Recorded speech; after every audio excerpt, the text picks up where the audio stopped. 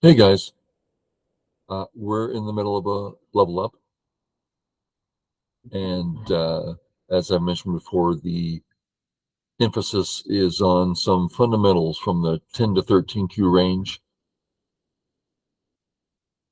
And so this is 10Q. We've done 13, 12, 11, now for 10. Let's have a look on the white stones. I went ahead and did the four fours this time just because I hadn't done it. I rarely do this. So I figure why not? Okay. Let's look at the next modern reasonable moves. Approach on the right, play my own side on the right. Those are both corner moves, while something like C is not a corner and therefore smaller, so we don't play C. Same thing on the other side, because it's equal. And then we have to add E and F. Those are both valid next big opening moves. Now, there are other moves to look at, but then we're getting off into strange, difficult moves. Okay, I decided to go this way. It can be scary when black plays this way. And then white's thinking, heck, the bottom of the board's going to be really hard to play in. What should I do? So I thought maybe the computer would put me in that position, but he didn't. He actually played on the correct side. Seems to me, correct side.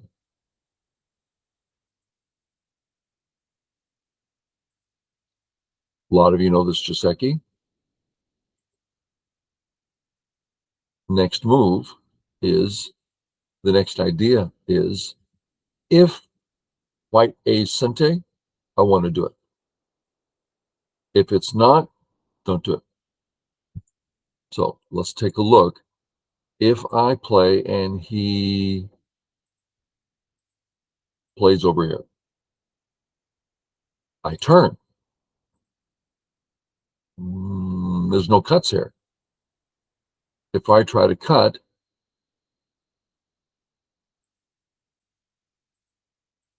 just the ladder. So I play, he plays, boom, boom, boom, boom. We can't call that, we can't say that white broke out. White gained 2 or 3 little points and black got a better wall than ever. So no, not Sente. Also, check out this. This is the other thing to be aware of. Well, if it's so big for black. But black's actually only dealing with this little area here. That's all he's really getting with this move, and that's not very important. Okay, so I didn't. I played here. Now, the temptation is going to be to play out here. Not that this is a bad move, but let's look at something. Let's say white does nothing, and I'm going to put a black move here.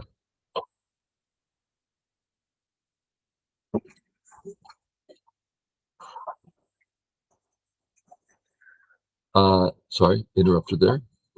You know the wife. I'm recording.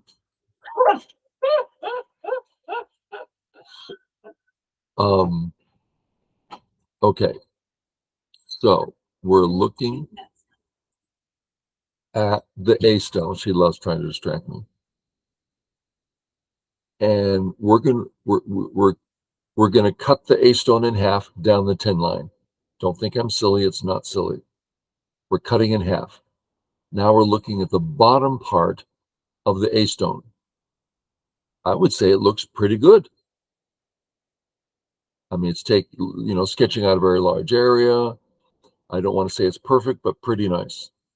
Now we'll look at the top side of the A stone.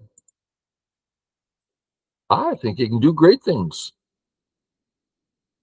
It's prepared to do greatness. So both sides are doing well. So full value move or near full value. Okay. Now let's do it again with this stone in place. Bottom half of the stone, good. Top half of the stone, bad. It's doing nothing on the other side.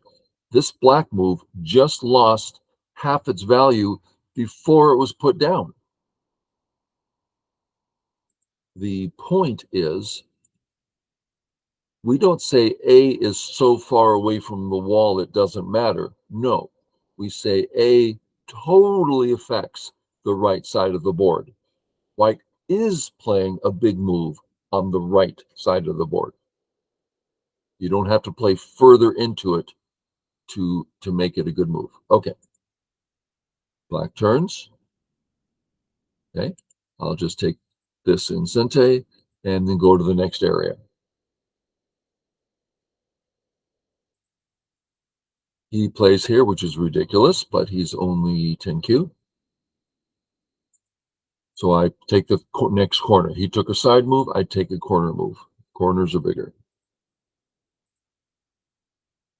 Now let's look. We asked this a moment ago. We looked at should white play at A. The answer is no, because it wasn't Sente. Now, should white play at B? It's the same Joseki. So if white plays it, as soon as I get on the right button, it's the third time I've clicked on it, and black does nothing. Black plays whatever. The turn here, I get the double honey. I get to keep pressing. Notice how I'm growing the left kind of dramatically. So I think it's worth it. You might not. Then don't do it. I think it is.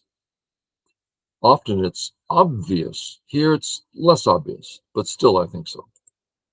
He responded. Okay. You recall from the other videos in the series, the 13, 12, and 11Q, we ask a group, okay, am I done? Yes, all done. You're alive. Okay. So everyone's fine, black's fine, white's fine. Great. So where did we play next? Well, let's look at a few options. Option one, I play the other side of the corner.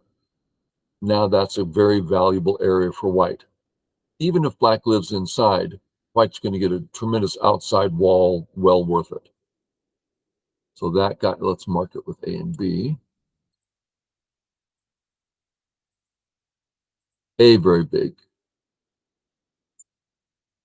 A and B, same move, but different sides of the board. C, sure, no problem. Doesn't actually take anything, but it's most likely going to take something. A and B are very practical. C is not a practical move. So that's three very reasonable moves. And then something about his gigantic area one. Which shall we deal with? Well, probably the adjective I chose, gigantic, might give it away. Now, I think in truth, area one's not that big right now. But we don't know that. We're only 10Q and we're concerned about this big area. Pardon me. So we're going to play with that in mind. What should we do? How do we play with that in mind? Well, there's a peep here. Well, I'm not against this because we're not going to try to save it. But we're really, really deep. It seems a little premature. So the most common way, when there's hard to find any Sente, take the two edges, A and B, draw the straight line, which is pretty much the 9 line all the way across, right? That's pretty much what we're looking at, and play on that line. Generally speaking, one closer, for instance, if I were to play C, too deep. Now, this isn't all the time, but this is the rule that everyone follows, and everyone gets it right because this is usually correct. If D, black's going to play C and get too much, while E, just right. That's the general way we approach this. I'm going to pass just to get rid of all these marks. Now I want to, let's notice the difference between area 1 and area 2. Area 1 has the well-known tiger's mouth with an extension with great thickness. D has already turned down. Area 1 is full of thick, dangerous things. Area 2, just to stick with a cut. So I would rather lean towards that area, which is why I went on the line, but to the left where it's easier.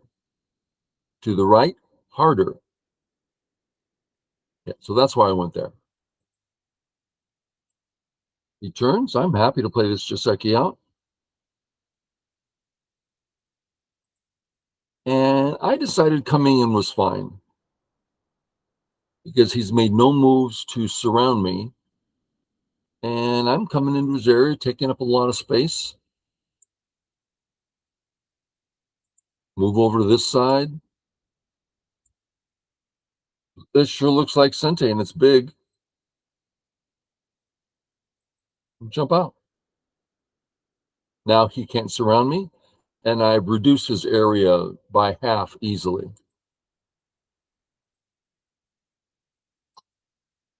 So here we are.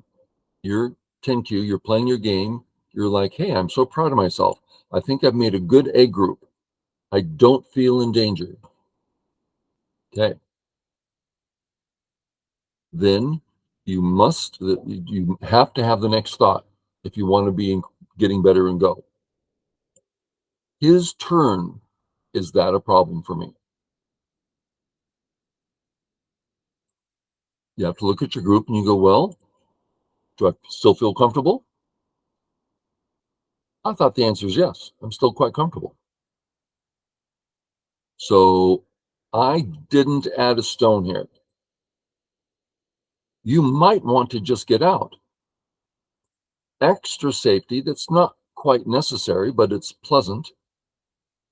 But more than that, our defense is building area 1. Because of our last move, it's area 1 is harder for him to come in. So extra defense, help area 1. I didn't play it because I don't feel I need extra defense. And I think he can still come in area 1 without much trouble. So I chose not to do that. Instead, I took a bigger corner. He turns. I ask again, am I okay? I thought the answer was yes, so I took another corner, some more corner. He comes this way. This black move, he's going to start being able to play moves in here that threaten to escape to this new black stone or live in the corner. So I got rid of that threat violently with a touch. He responds, great, that's done. All his access to that corner, gone.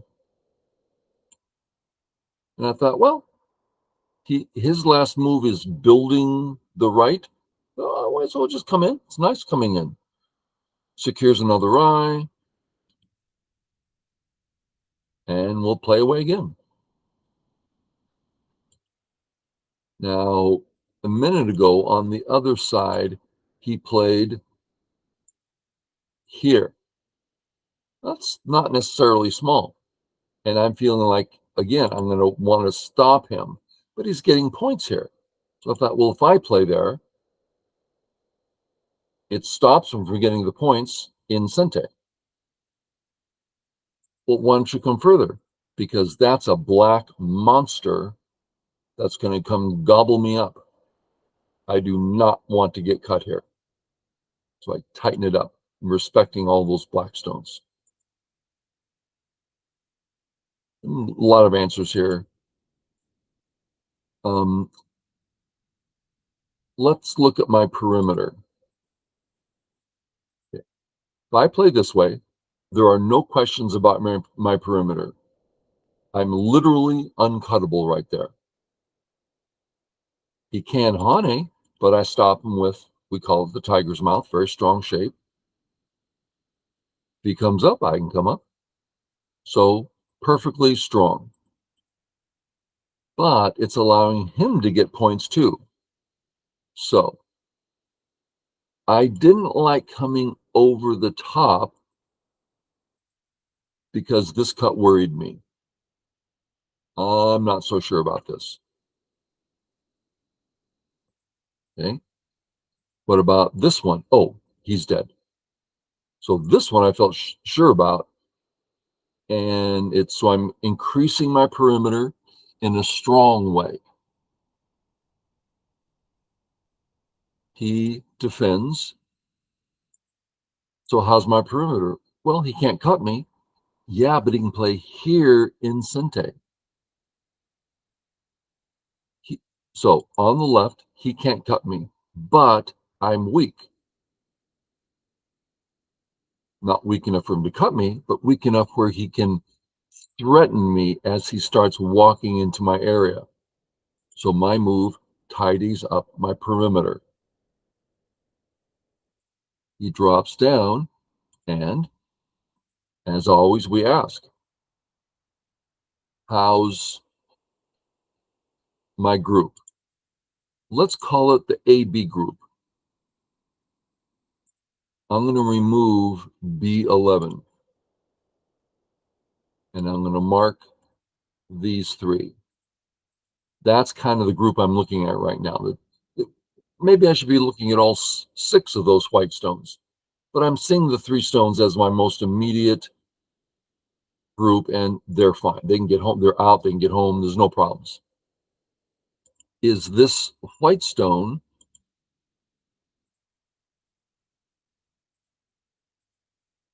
is the A stone part of that group? No. Do I want it to be? Why? It's 2 points. I don't care about 2 points. Please take it. And it's Gote, right? I played here. Let's have him take the stone. Hey, 2 points. Great. I get another move. My moves are worth way more than 2. Okay. So I come out, comes out. This is a big question here. If we play my move, you have to be prepared for this Atari. I think you should have responded. Now, I got really greedy. I see the egg stone doing vast things on top. I'm taking 40, 50 points. It's huge. But his Atari is putting my group in some jeopardy. I don't want you to take that risk.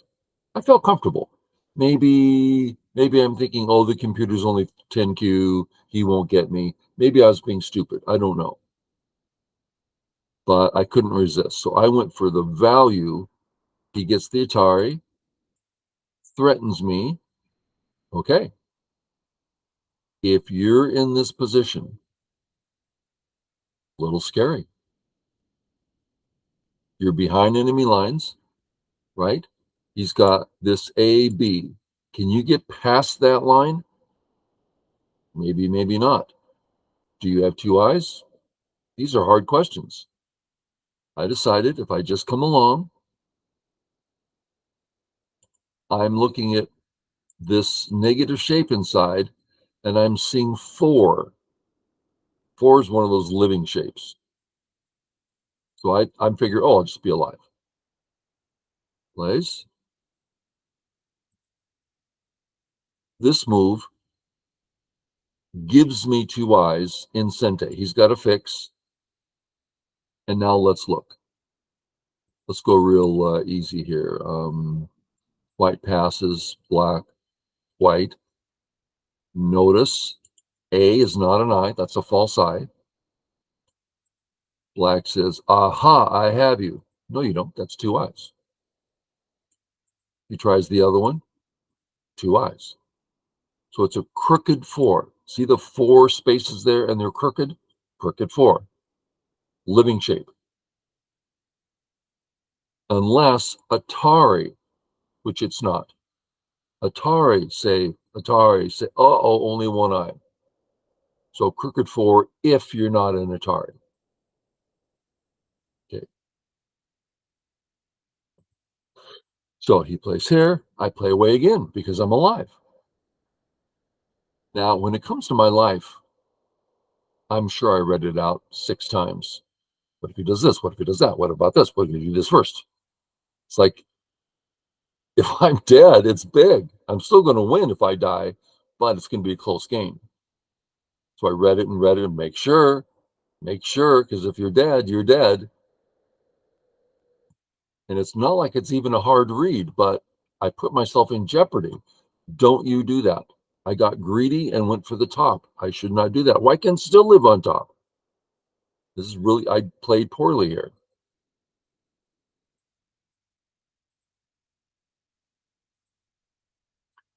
And I gave him the stone to capture if he wants, because it doesn't affect my life. Instead, I finished my perimeter for the top. Without that,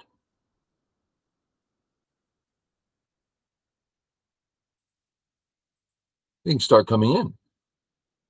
I don't like that. I went to all this trouble. I think there's a chance he can still live on top. It's getting pretty difficult.